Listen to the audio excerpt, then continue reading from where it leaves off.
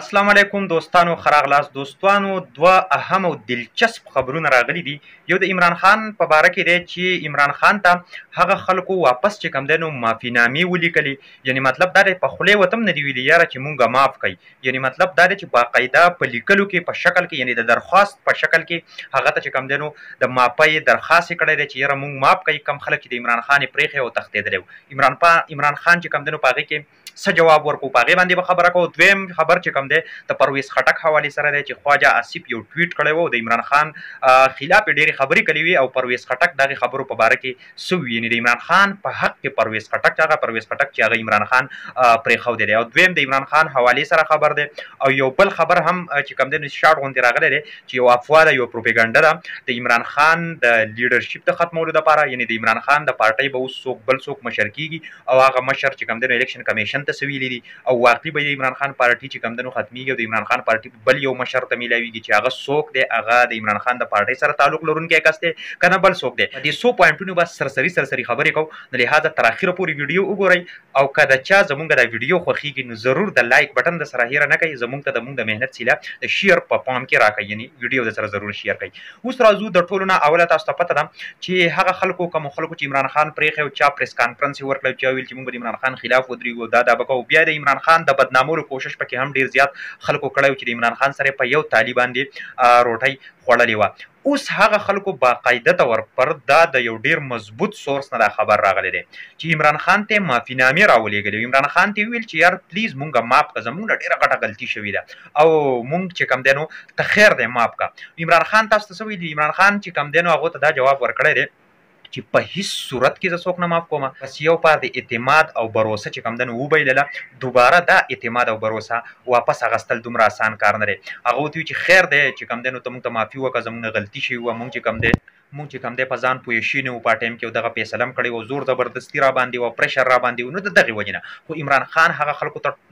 ټول جواب ورکړی دی که تاسو یې او که نه یې زما ووټ به برابري، زما ګټه به برابري، که هر سړی ودرېږي ټول خلک په اتفاق او اتحاد سره هغه به کامیابوي. نو لهذا هیڅ حسر په دې نه دی غورځېدلی، بلکې د دې سره زما پارټۍ نور هم چې کوم دی نو مطلب ګروت کړی، نور هم زما پارټي طاقتوره شوې ده، نور هم زما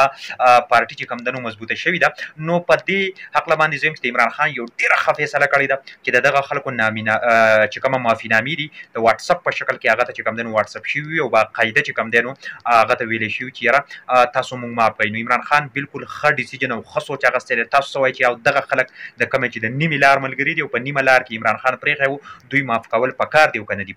پکار؟ نو تاسو راسره هم خپله رایې شریکوئ. او دویم خبر د پرویز خټک حوالې سره چې خواجه آصف ویلي دي چې پرویز خټک یو داسې بیان ورکړی دی او هغه بیان دا دی چې یاره عمران خان ته ما نه ویله چې یاره ته په ناحقه یو تا چې کوم دی نو په کروړو روپیو شوکت خان هم چې کوم دی نو یو دوکه ده او یو فراډ دی، په دې د خلکو نه روپۍ راټولې کړي او د دې سره تا ته ما دا ویلي چې ستا به د ټولو پارټۍ چې کوم څونه ستا لیډران دي به په خپله باندې په دې باندې چې کوم دی تصدیق کوي او په خپله به وایي چې عمران خان ډېر غل سړی و، عمران خان چې کوم دی دوکهباز سړی و، پلانکې و، ډینګری و، دا چې کوم دی نو بس صرف دا دی چې صرف د خپل نوم او خپل ریپوټیشن چې کوم دی نو د بیا چې کوم دی نو څه خراب هم کو عمران خان او ستا د خپل پارټۍ د خپل کسان په تا را جوت شل او په تاسو باندې تنقید وکړو. نو د دې خبرو چې کوم دی پرویز خټک څه کړی دی؟ انکار کړی دی او دا خبرې چې کوم دی رد کړي دي، هغه ته ویلي دي د کوم خواجه آصف ته چې یاره که چېرې زما د عمران خان سره داسې قسم څه خبرې یا زه داسې قسم څه بیان ورکوم نو زه په خپله باندې ورکوم، باعث زه په خپله باندې زه به چې کوم دی نو په خپله باندې د دې خبرو بیان ورکوم او په خپله به ویم، یعنې مطلب دا دی چې داسې افواګانې دا قسم خبرې تاسو مه خوروئ. نو یو خو دغه خبرو بل طرف ته چې کوم دی نو د پرویز خټک حوالې سره دریم خبر چې تاسو ته ما کوم ویله چې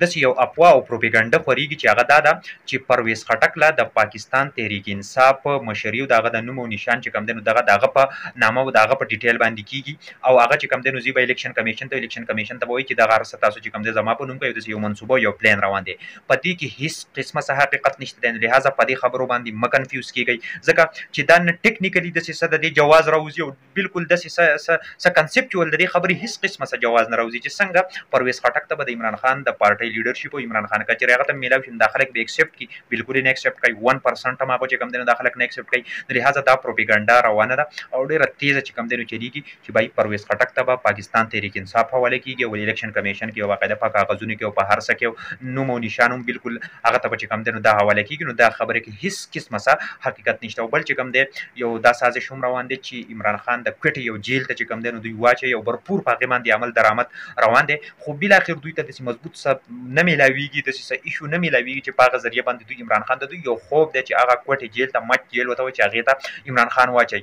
نو دغه هم یو کوشش روان دی خو دغه یو ناکامه کوشش دی څنګه چې د 13 14 جولای باندې دوی د گرفتاری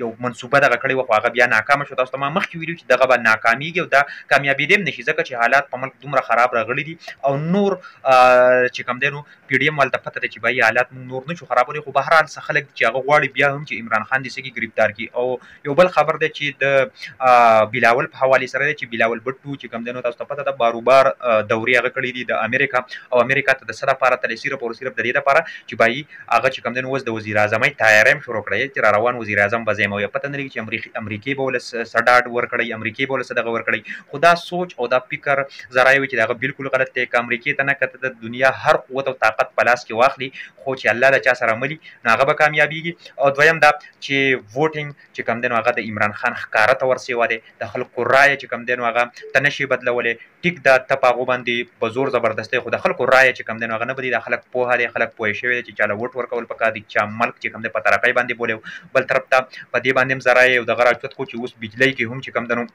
ګرانی راوستله او نور به هم پاږي کې ګرانی راځي سحر چې کوم بل راځي نو هغه به چې کوم د هغه یونټ قیمت به جدای ما خام چې کوم یونټ پتا پسې اوړي نو د هغه قیمت به چې کوم د سیوای ډبل باندې وي د چې کوم د نو د سحر په نسبت باندې نو یو قسم لا ناکامه کوششونه روان دي ناکو د ملک په چلولو باندې نه پويږي ملګرو تاسو سوي تاسو سره مخ په شریکي ک لایک بٹن د لایک ضرور دباو زموږ د حوصله افزای لپاره په اخر کې خبرو شریک بل اجازه کړئ